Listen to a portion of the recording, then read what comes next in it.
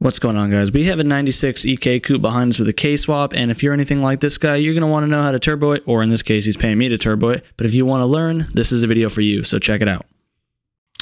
I'm going to just preface this video by saying turbo kits are not really the cheapest thing to do. You can get away with doing a whole budget setup, but you're going to run into problems after problems. So this video is going to be more of a guide on how to do it with mid-tier stuff to nicer stuff if you're getting custom work done. But there's many ways to do it, but just be smart and be safe with it. You don't want to burn your car up.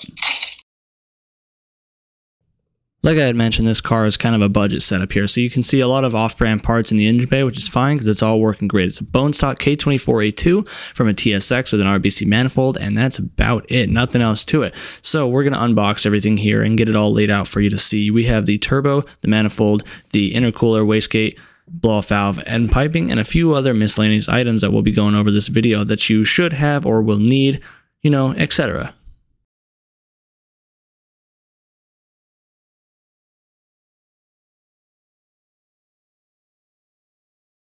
We're going to be using a Hunter-tuned wastegate for this setup. If you don't follow him on YouTube, go check him out. As for the blow-off valve, going to be using a Tile, which is a very high-quality piece. I really do enjoy Tile's products. As for the turbo, we're going to be using a Max Peating rods. Now, they are a sponsor of the channel, but he paid for this one outright. Intercooler is off-branded, unknown, and the turbo manifold is this nice Sidewinder setup from 1320. They have really improved their product quality, so I really can't say too much bad about this. I really like this wastegate merge here, how they, you know, gave it good priority, which is a big issue with these Sidewinders. They creep. This one should not.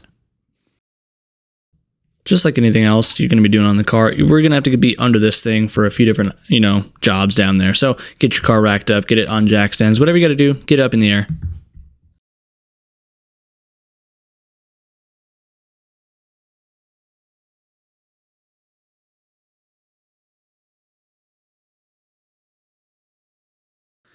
In order to go turbo, you have to take off the naturally aspirated parts, which would be the stock intake. You can see he has a velocity stack set up on here, and he also has a 1320 header setup that's also going to have to come off. So here you can see me do it in hyper speed, and we'll get this thing knocked out. Lickety split here. Yeah, and then we can start bolting on all the turbo components. So a turbo needs oil. To get the oil to it, we're going to be using a sandwich plate adapter with the stock oil filter location, and we'll be using a custom-made hose to get there from the local hydraulic hose shop. Now for a drain, you can use the timing chain tensioner cover. There's a replacement piece you can buy to give you a -10 orb fitting, and this is what we have here. Now this is a lower quality one. You can see it uses an O-ring. Normally the better ones are flat machined, and you just use RTV. This one doesn't have the ridges to bite the O-ring, so it wasn't going to hold it. So I just threw that O-ring right in the trash where it belongs. We're just going to double up the Honda bond on here, make sure it gets a good seal, that way it doesn't leak. To get this cover off for the timing chain tensioner, it's just 3 10mm bolts. It's pretty easy to get to, easier with the wheel out of the way. It is annoying because there's not much space to work in, so I just used a 1/4" ratchet, an electric ratchet, to finish getting the bolts out. But easy, just clean up after yourself. There's going to be residue from the old Honda bond in there. Get that all cleaned up.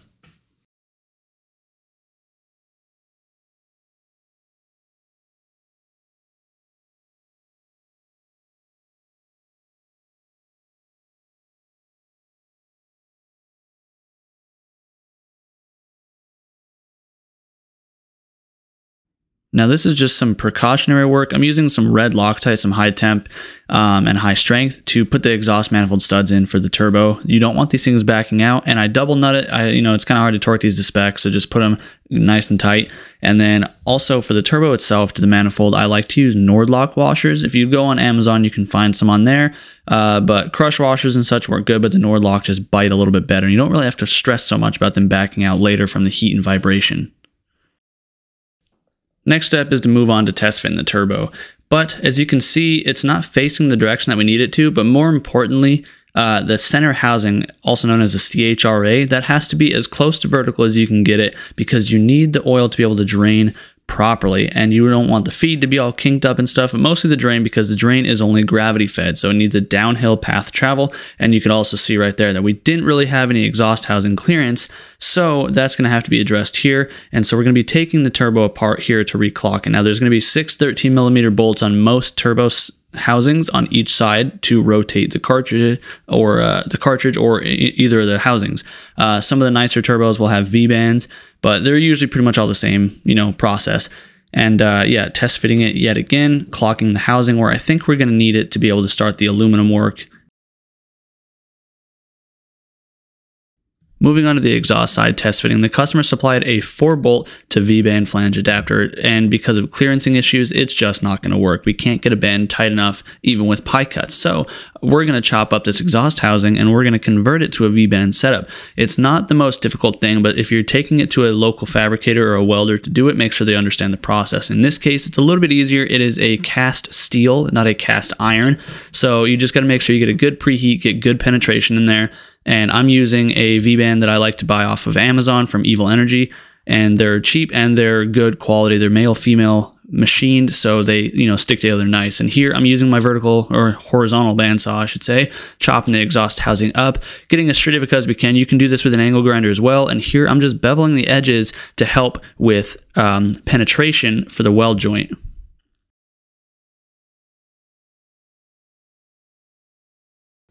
This whole section is more for the guys doing this themselves, not so much if you're going to take it to somebody else, but it's good information to know. So here I have the V-band tacked up. You can see we got a bit of a bevel, and we're just going to go ahead. We're going to cook it up pretty good. We're going to weld it hot, and you can see I welded all the way around the outside with a 309 filler rod for those of you interested, and we just did some stitches on the inside because, again, a cast steel is easier to weld than a cast iron. You don't have to worry so much about cooling it in the same manner, but you can see that opened up quite a bit of clearance, and we probably gained 3/4 of an inch, which every inch counts in a situation like this.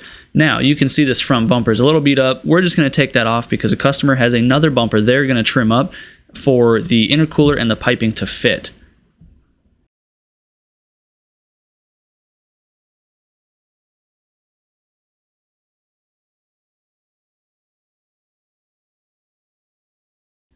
Now, mounting the intercooler, there's a bunch of different ways you can go about it. In this case, we're using the factory crash beam, and I'm just mocking it up, kind of getting a visual. I went ahead and measured to find center of both the intercooler and the crash beam. I'm going to be using Rivnuts on the top side here to mount it, which I'll be making some brackets for. And Rivnuts, if you don't already have one, just go on Amazon or the Astro tool. It's cheap. Even Harbor Freight sells them nowadays. But if you're a car guy and you don't have a Rivnut tool, then you're really missing out on some good stuff here. You can make so many different things with it, and it's a pretty affordable tool. Now, I didn't show this process, but I will in the next series of clips for the next bracket. But here, I'm just making these brackets to mount the intercooler. I use some 11 gauge steel, and I use my little metal brake. If you don't have one, you can just use a vise, bend it by hand. It's not super thick. And you can see there, I have some studs on the other side where I just took some round solid stock, and I just welded it to it. But this is an issue right here. Now, the end tank on this side of the intercooler being an in and out style on the same side, this tank is quite large. So even though the intercooler is symmetrical vertically, like it's in a straight line, it still touches the core support there. So what I'm doing here is I'm making another bracket using another Rivnut, and we're going to space it away just a little bit. And if you look closely, I do have a towel tucked in there between the intercooler and the core support, and that's going to be what I use to gap it. And then I'm going to go ahead, I'm just going to weld it on the car. Now, again, this is something you probably can't do if you're just a normal DIYer in your garage, if you don't have access to a TIG welder like that. But it's pretty easy to just mark something up and take it to a local guy with a welder, or have your buddy weld it up for you. Or you can make some other form of a bolt-on bracket. But point is, you just don't want it touching because that'll vibrate through at some point, and it just it's going to sound bad while you're driving too. Now this is the next bracket that I have to make. So this is the fuel pressure regulator. He had that little bracket tucked around the corner by the brake booster, and it was bolted up over there. But it's not going to work because, fuel and hot don't mix if you don't want it to. So we have to make a new bracket to relocate the fuel pressure regulator to the other side of the shock tower. Now, thankfully, the customer did make his own fuel lines and left slack because he anticipated this. So all I'm using is some, construction paper essentially to trace the shock tower. It's a little bit easier to work with than cardboard. It's cleaner. It's easier. You can just use scissors to cut it.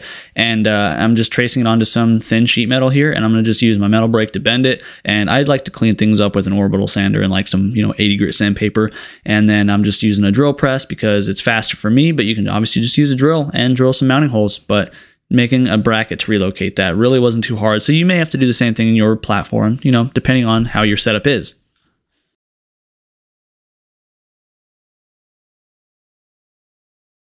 With that bracket made, now it gets us out of the way of the exhaust housing of the turbo, which means we hopefully won't catch on fire, but any lines that are close to it, I do plan on using DEI heat sleeving on it. But now it is time to start on the charge piping. The charge piping, there's not much I can say if you don't buy a pre-made kit that fits with your setup. I'm just doing the traditional routing, which is from the compressor out through the hole to the bottom of the intercooler, and then you run a secondary pipe from the top, wrap it around and go under the frame rail, and then bring it up to the throttle body. If you guys are trying to take this job on yourself and you're not paying somebody else to fabricate you your pipes, it's not much more than just trial and error. You just got to, cut things, mark things, measure things, and it's just a lot of back and forth. There's not one way to do it.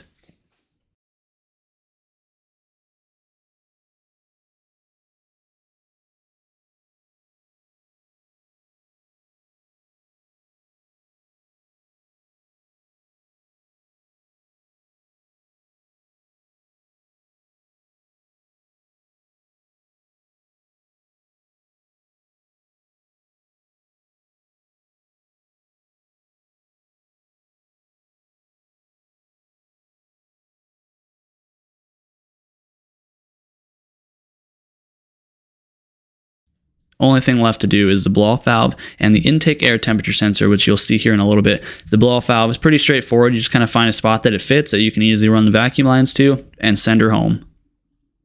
So to prepare for the stainless work, we're going to need a lot of pie cuts because you guys saw how tight that radius was of a bend that we're going to need by the brake stuff. So I'm going to just start by cutting some pie cuts, setting the saw up. If you guys have a drop saw, it'll be nice. You can set it up in the background like I did here. Let it work while you work on other things. So moving on now.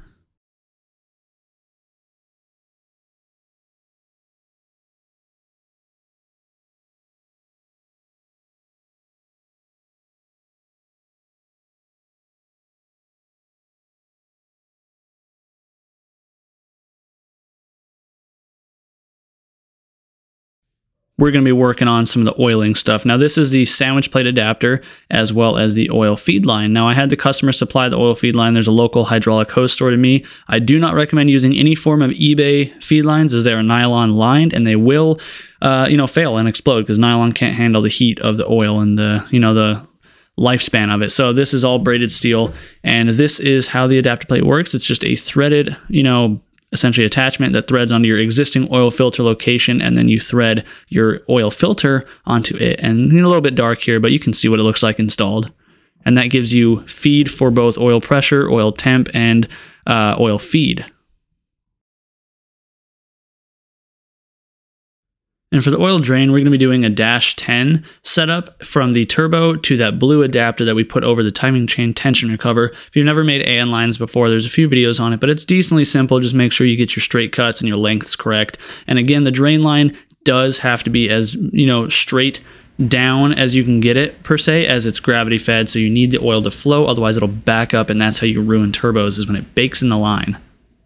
So here we have started doing the downpipe. So we're piecing together all the pie cuts. Now, because of how tight of a bend it was, I needed to be able to assemble it and weld the first bend, which you'll see here momentarily, because if I added any more material after those pie cuts, I wasn't going to be able to get the torch in there very efficiently. But you can see it all marked and tacked up on the car. So here we are just welding it out. And the downpipe is easiest on these K-swaps if you do it in a two-piece setup, to where the top half disconnect somewhere around the the axle, because you're not going to be able to install the entire piece if it goes way under the car. So make it easier on yourself, make it a two-piece, make it pretty.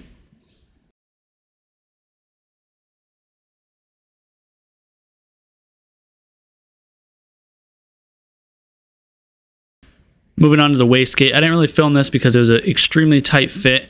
But the wastegate, the guy just did an open dump because it's a lot cheaper to just open it. And it sounds really, really cool, let's be honest. But you can see just how tight of a fit it is there. And I even put some heat sleeving over the shifter cables and the speed sensor harness down there. And it pops out right after the steering rack, next to the transmission, right next to the exhaust. So we don't have to worry about damaging anything. Now, this is just something I wanted to show you guys. You will need a 4-bar map sensor to run boost on these cars. So you don't want to install it right away unless you're setting your tune-up for it. But just as a forewarning, you need a 4-bar map sensor.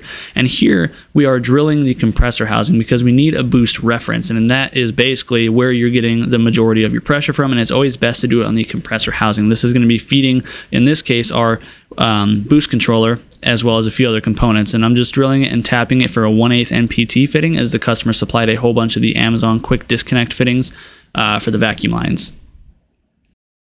Now we're nearing the end of the whole turbo system install. We've done the oil lines, we've done the exhaust work, we've done the charge pipe work, we've modified everything else we needed to modify, made brackets, and relocated what we needed to relocate. So here I'm just finishing up the vacuum lines, and this is just a quick reference to show you what I use for the IAT. This is from Low Cache CNC. It is a weld-on bung that uses an O-ring, so you can still have your IAT sensor. On to the last steps of this turbo setup. So all that's left to do is this side of the T right here. This needs to be ran to the boost gauge, but we are going to tee in somewhere for the fuel pressure regulator here. Other than that, just waiting for this clamp to arrive.